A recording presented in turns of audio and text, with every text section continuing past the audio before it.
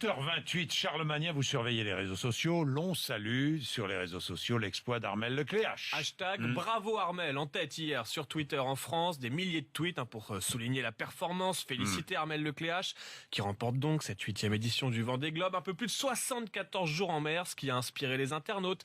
Certains soulignent qu'il n'a raté aucun match de Javier Pastore depuis son départ.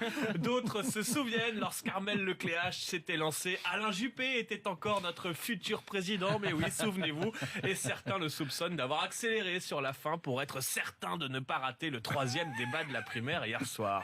Ce débat, justement, a été très commenté. Et pour ce qui est des propositions, un internaute a réussi à toutes les résumer en 140 signes. Attention, j'autoriserai le cannabis récréatif pendant le congé parental obligatoire des effectifs supplémentaires de la police de proximité. Voilà, vous avez toute la soirée, les 3 heures de débat résumées en 140 signes. Un autre internaute note que tous les candidats veulent prendre Trump au sérieux.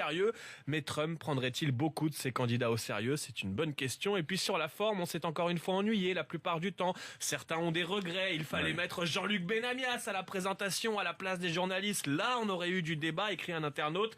Et un autre raconte: j'ai proposé à ma copine une soirée en amoureux devant le débat. Ce matin, je suis célibataire. Merci la gauche. Un peu d'autosatisfaction. Pour oui, terminer. vous le savez Jean-Jacques, mais vous le savez aussi, vous qui nous écoutez. RMC a battu un nouveau record historique, plus de 4 372 000 auditeurs chaque jour, 2 652 000 tous les matins avec Jean-Jacques. Oui. Et vous avez été avec plusieurs centaines, aussi, plusieurs milliers avec vous, à nous envoyer des messages de félicitations, je dois le dire, sur Facebook, sur Twitter.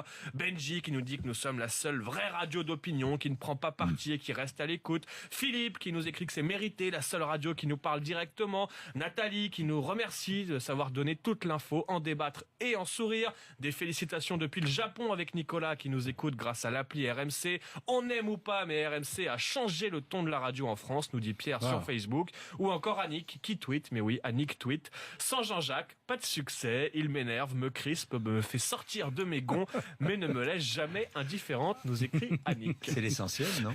C'est le plus important. Je vais retweeter Annick. Annick, ne jamais laisser Annick indifférente. Il est 7h30, merci d'être avec nous, merci. À suivre dans Bourdin Direct. Oui.